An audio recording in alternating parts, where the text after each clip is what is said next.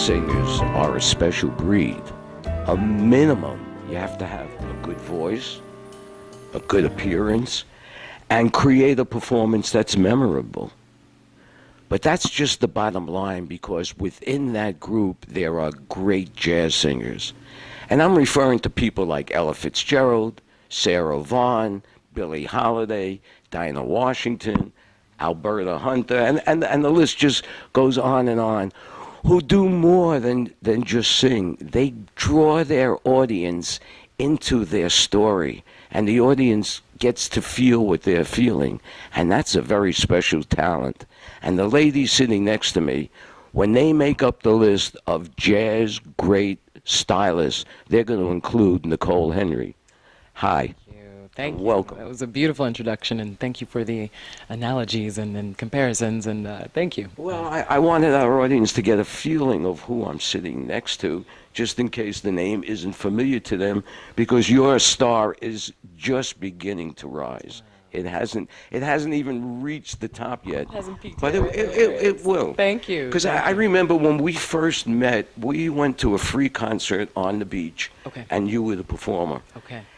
And I was just knocked out by that. And then about a week later, we bumped into a friend of mine who's a DJ by the name of Ed Bell for WLRN. Absolutely. And we were at a club in Wynwood, I think called The Stage. Okay, yes. And you were performing that, and I think he was introducing you. It was my CD release. And party, he I think. filled me in on your background. And I invited you to come on our show. That's right. And we had a little conversation then. And let me see if my memory is still good. You come from Bucks County, Pennsylvania. That's right. You went to the University of Miami. That is correct. You studied architecture and marketing, Yes. and now you're a singer. And now I'm a singer. Okay, what I'd like you to do is fill in the space between architecture and marketing and becoming a singer. What happened?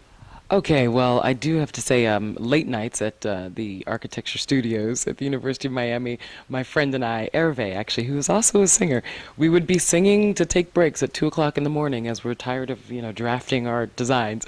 And so I've always loved singing. I grew up singing in high school and in school choirs, church choirs.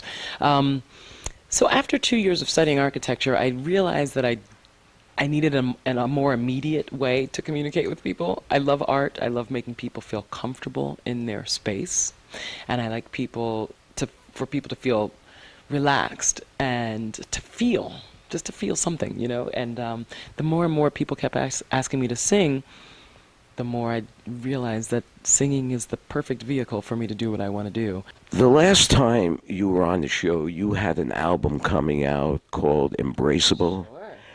And that became like a big breakout album for you. So let's start your story there and tell us what happened next. With Embraceable, I was working with an amazing jazz record producer named Matt Pearson. In fact, we did 2 albums together. He helped me really take jazz and take the configurations that I was using. He added to that. He added some more original arrangements. He added some more original songs. Even the production itself had more instrumentation, more horns, strings, background vocals in a couple songs, horn arrangements. It was a really great experience. Well, what did it feel like the first time you heard a song from that album on the air?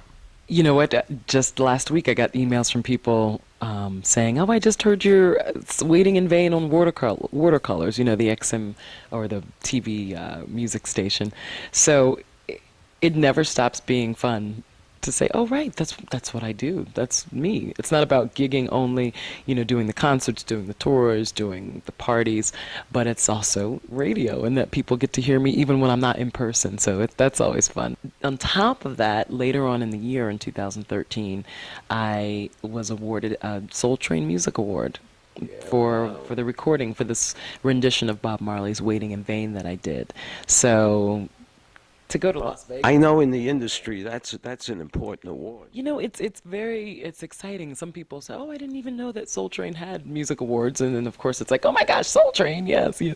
So yes, they've been doing music awards for I think almost 10 years now, and I remember watching Soul Train growing up as a child. So it's so fun to have this beautiful train award in my home. Well, using the word train as a kickoff for my next question. Before you go on stage, how do you train yourself so that you're telling the story to the audience and they're picking it up? What do you do to prepare in your own mind? Because I'm sure it's different than when you sing the national anthem than when you sing One for My Baby and One for the Road. Right. Well, I really appreciated the introduction that you gave starting the interview.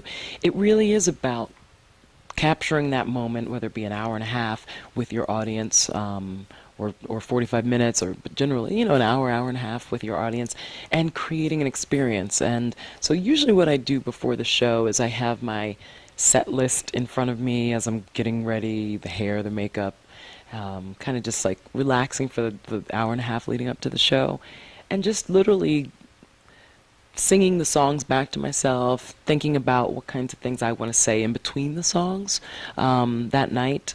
Sometimes it's maybe what I've said before to other audiences. Sometimes it just has to do with what's going on in the world, what might have happened that day in the news or in my life. And so just kind of, preparing, I guess, like an actor would with the play or, the role, going through who am I today, what do I feel like, and just making sure that I make that hour and a half, take advantage of it, because that's what usually we work all our lives, or whether it be all day or all week, we work and focus on that hour and a half, and so you gotta be really present. So it's really about just kind of getting in touch with myself. So what's in the future for Nicole Henry? Ooh, I hope a lot. I'm really excited. I'm also spending a lot more time now in New York City. I've always loved TV and film acting, and I've always loved the idea of Broadway. So I'm up there putting some feelers out. It's going to take a little time. You can't just show up in New York City and take it by storm, but that's the goal over some time.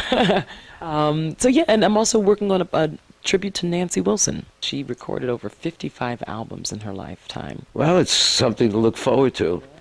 And I wanted to say thank you for stopping by. Oh, thank you. This was a great little conversation. And this is an open invitation. Whenever you come down to Miami, give us a call, come over, and we'll have another conversation. I would love to, Stewart. Thank you very much, and I appreciate you for all you do, all the art, all the knowledge that you have of Miami, as well as art and music. I'm learning even more, and what you do also in the schools. I'm just really impressed with all the efforts that you all do. So I don't know, maybe I should come interview you for your show so that they can learn more about you sometime. Yes. So tell me, Stuart. We'll have to do that sometime. But for now. Embrace me, my sweet embraceable you.